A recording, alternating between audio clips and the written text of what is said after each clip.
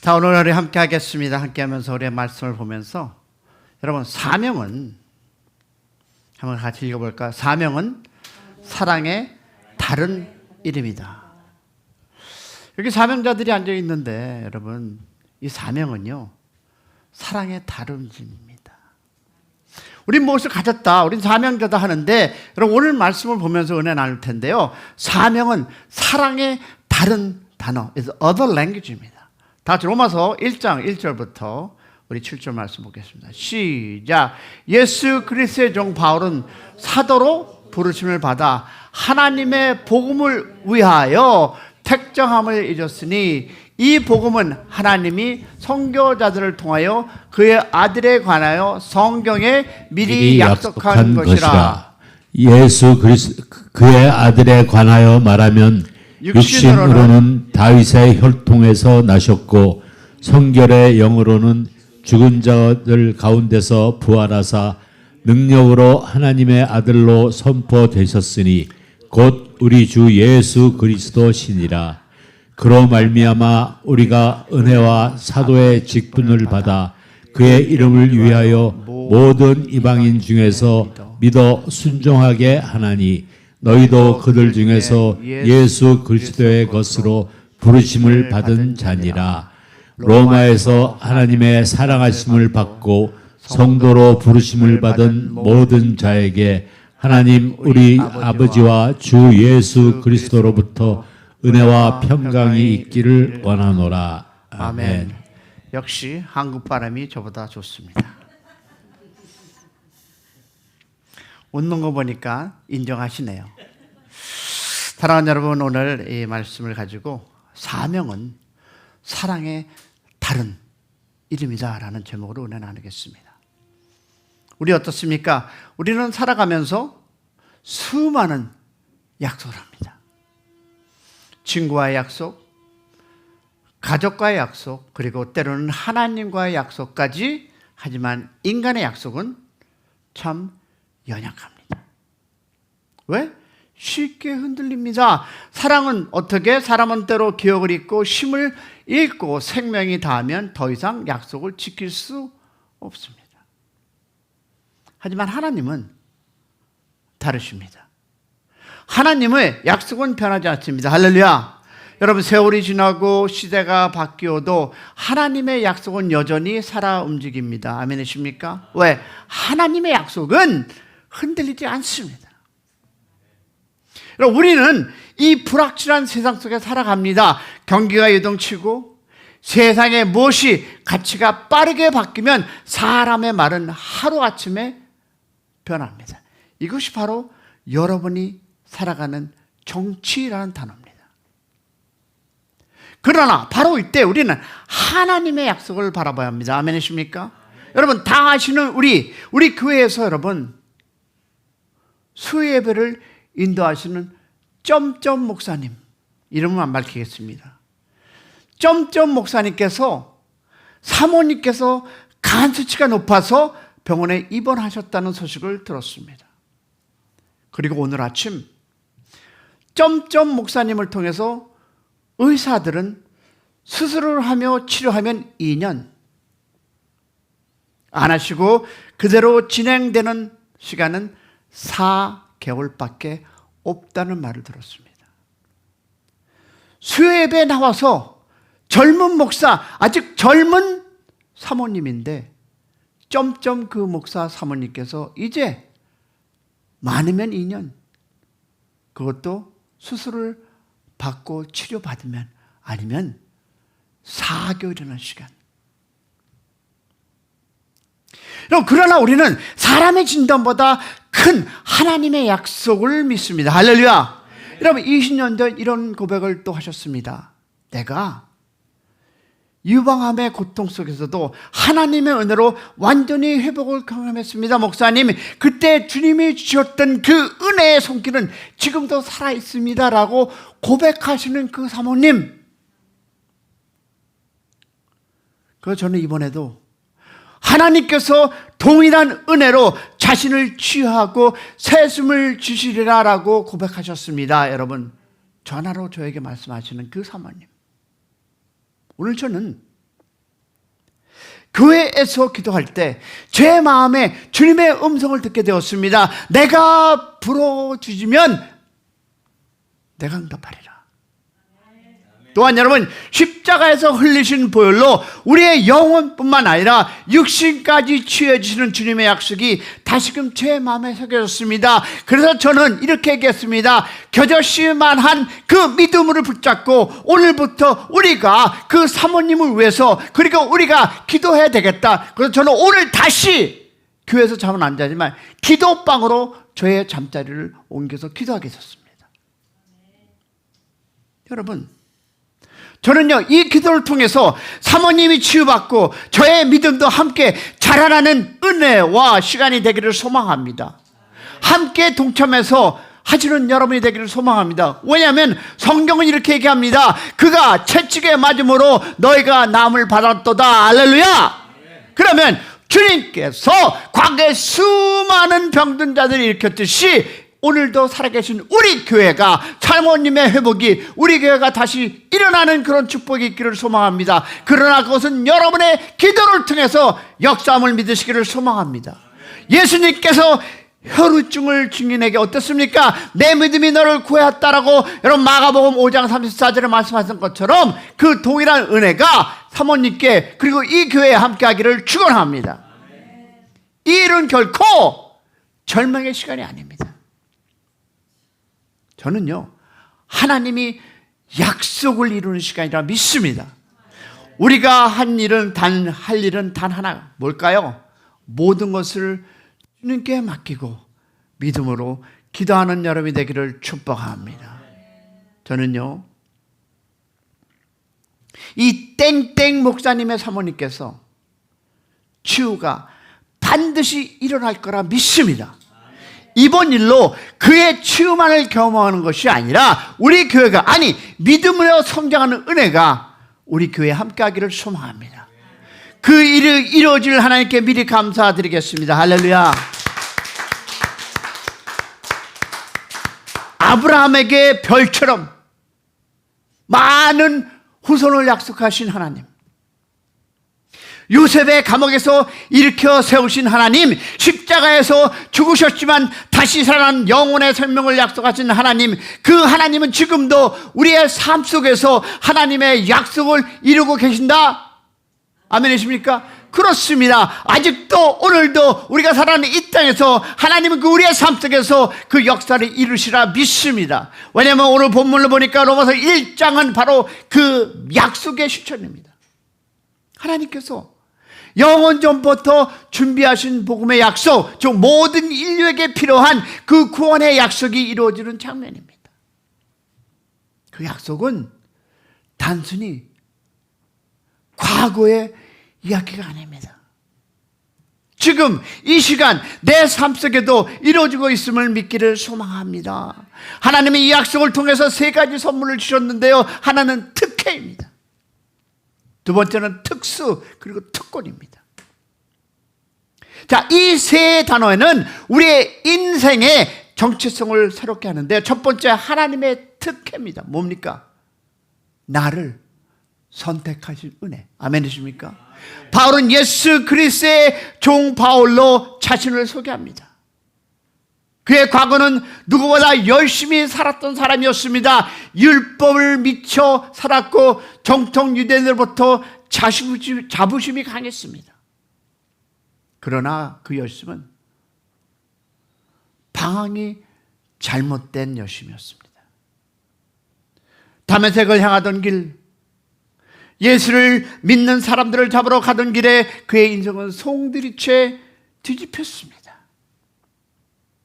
부활하는 예수님이 강한 빛으로 찾아오셨고 그는 눈이 멀고 무릎을 꿇었습니다. 그때 그는 깨달았습니다. 주님, 내가 주님을 부탁했습니다. 주님이 진리이십니다라는 고백 후 그는 어떻습니까? 그의 인생의 주인이 바뀌었습니다.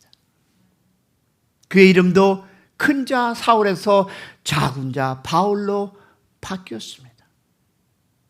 여러분, 예수를 만나면 인생의 기준이 달라 바뀝니다. 아멘이십니까? 그전에는 자기가 주인이었고 I'm the ownership, 그러나 자기가 충성이었지만 이제는 나의 주님의 무엇이다? 종입니다. 이 고백이 바로 출발의 삶의 시작임을 믿기를 소망합니다. 여러분, 하나님이 나를 택하셨다는 이 사실을 믿으십니까? 이건 단순한 종교적 선언이 아닙니다. 하나님의 선택은 우연이 아닙니다. 사랑의 의도의 계획 속에 있음을 믿기를 소망합니다. 우리가 믿게 된 것은 재수가 좋아서가 아니라 하나님께서 나를 찜해 주셨기 때문입니다. 아멘이십니까? 오늘은 누가 이런 고백을 합니다. 내가 자라나면서 우리의 부모 덕으로 내가 찜받아서 내가 찜으로 예수를 믿게 됐다고. 그렇습니다. 그 사랑의 증거는 바로 내 마음속에서 드러나는 것입니다. 아멘입니까? 내가 누군가를 사랑하고 싶을 때, 누군가를 섬기고 싶을 때, 내 마음이 감동이 일어날 때, 그건 하나님이 나를 사랑하셨다는 증거입니다. 바울은 이 은혜를 알았기에 스스로 종이라고 불렀습니다. 여러분, 종은 두 가지 특징이 있습니다. 첫 번째 뭡니까? 주인이 무엇을? 대가를 지불하고 소유한 사람입니다. 예수님은 십자가의 피로 우리를 사셨습니다. 이제 우리 주인은 죄가 뭐 아니라 누구? 예수 그리스도십니다. 아멘. 둘째 뭘까요? 종은 주인의 뜻에 순종하며 주인을 영원하게 합니다. 여러분, 우리 인생은 나를 위한 무대가 아닙니다. 주님을 드러내는 무대임을 믿기를 소망합니다. 그래서 진짜 자유는 주님 속할 때 시작됩니다. 내가 주님께 종이 되었을 때 세상에 억압해서 자유를 얻었습니다. 이것이 하나님께서 주시는 우리의 첫 번째 특권. 할렐루야. 두 번째 뭡니까? 특수입니다. 우리에게 주신 아들 예수. 하나님은 우리에게 놀라운 선물을 주셨습니다. 그것은 어떤 물건이 아니라 한 인격을 주셨습니다. 그분이 바로 누구다? 예수 그리스도. 할렐루야. 1년은 오랜 세월 동안 평화를 갈망해 왔습니다. 왕이 바뀌고, 요새는 대통령이 바뀌고, 제도가 바뀌고, 문명이 발전해도 세상은 여전히 무엇과 분쟁과 상처로 가득합니다. 그러나 하나님은 이 혼란 속에서, 역사 속에서 평화의 왕으로 예수님을 보내셨습니다. 아멘이십니까? 예수님은 단지 하늘에서 내려온 신이 아닙니다. 그분은 우리처럼 사람의 몸을 입으셨습니다. 배고픔을 느끼시고, 눈물도 흘리시고, 배신도 당하고, 외로움도 경험했습니다. 왜 그랬을까요? 우리를 이해하기 위해서였습니다. 성경은 얘기합니다. 우리에게 대제사장이 계시니 그는 우리의 연약함을 동정하지 못하시는 분이 아니시라. 주님은 우리의 아픔을 느끼십니다. 주님은 최후를 단순한 감정이 아닙니다. 피로 맺어진 연약임을 믿기를 소망합니다. 십자가는 이 주님의 사랑이 완성된 자리입니다. 그 피가 우리와 주님을 하나로 묶었습니다. 그래서 우리는 언제든지 주님께 나아갈 수 있음을 믿기를 소망합니다. 주님이 멀리 계신 분이 아니라 내 눈물, 내 곁에 함께 하시는, 울어주시는 우리 주님임을 믿기를 소망합니다. 그러나 주님은 단지 고난받는 종으로 머무르지 않았습니다. 하나님은 예수를 부활로 높이셨습니다. 여러분, 그 부활은 하나님이 세상에 보내신 아들이 참된 왕이요 참된 구원자임을 확증한 사건임을 믿기를 소망합니다. 예수님의 부활은 그 부활의 승리가 아닙니다. 그의 부활은 우리의 승리입니다. 아멘이십니까? 우리 그분이, 주님께서 생명이 우리 안에 어떻게 심어졌기 때문입니다. 오늘 우리는 어떤 절망 속에서도 다시 일어날 수 있음을 믿기를 소망합니다. 주님의 부활이 내 인생의 부활이기 때문입니다. 아멘. 부활의 능력은 과거 사건이 아니라 지금 이 순간에도 내 안에 역사하시는 능력. 할렐루야.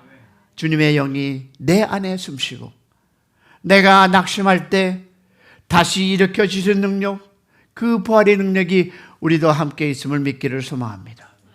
그러므로 우리가 믿는 예수는 내 과거를 용서와 분을 넘어서 지금 나와 함께 하시는 살아계신 분임을 믿기를 소망합니다. 주님이 나의 주님이시고 나의 평화시고 나의 능력이 됨을 소망합니다. 그리고 우리에게 뭐가 있을까요? 네 번째,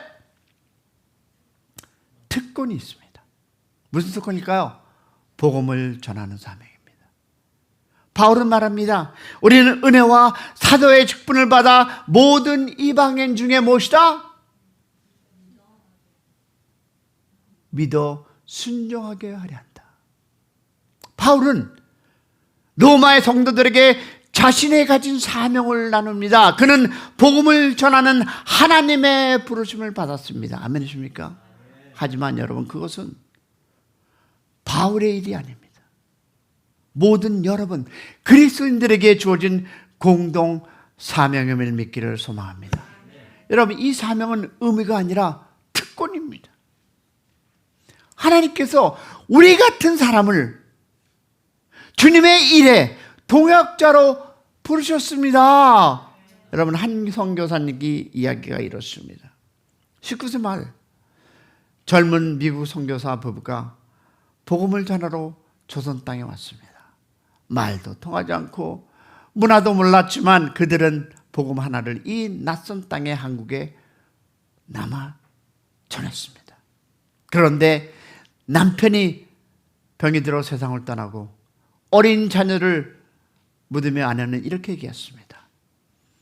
내 남편은 떠났지만 하나님은 여전히 신실하시니 이 땅이 언제나 주님의 영광을 덮을 것이라 믿는다. 할렐루야.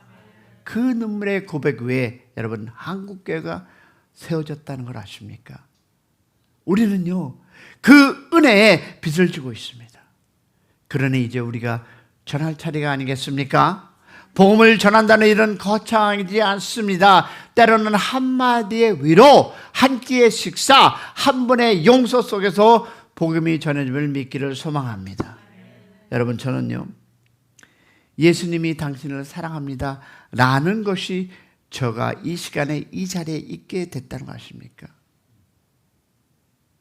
하나님이 God loves you 라는 그 단어 하나가 저를 이 자리에, 여러분, 복음이란 그런 것입니다. 이 짧은 말이 어떤 사람의 인생을 바꿨습니다. 그것이 바로 저입니다.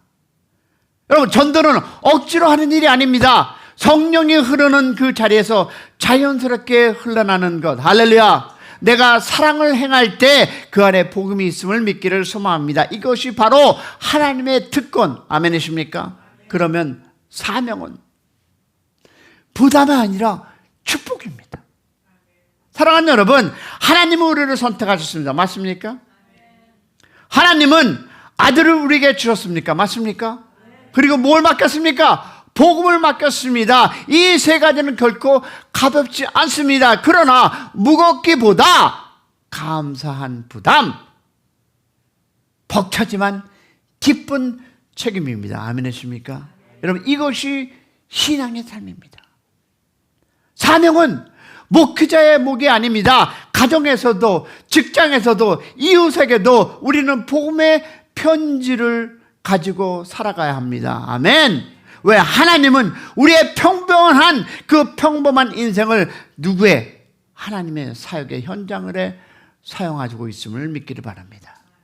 우리의 인생이 짧은 못이다 여행이라면 그 여행 속에서 우리가 그 넘겨야 할 것이 무엇일까요? 여러분, 그것은 여러분 세상의 성공이 아니라 복음의 흔적입니다. 누군가 내 삶을 보고 그 사람 안에 예수가 있었다 이렇게 말한다면 그보다 더 큰 성공은 있다 없다? 없습니다. 오늘 하나님은 다시 우리에게 묻습니다. 내가 너를 사랑으로 부르고 아들을 주었고 복음을 맡겼다. 이제 너는 어떻게 살겠느냐? 이럴 때 우리는 이런 고백을 해야 될 게 아닙니까? 해야 되지 않겠습니까? 주님, 그 사명을 벅차게 감당하겠습니다. 할렐루야. 우리 다시 한번 따라하겠습니다. 주님, 그 사명 벅차게 감당하겠습니다. 할렐루야. 여러분 내 생명 다하는 데까지 우리 주님을 그 사명을 감당하는 여러분 그리고 우리가 모두 되기를 소망합니다.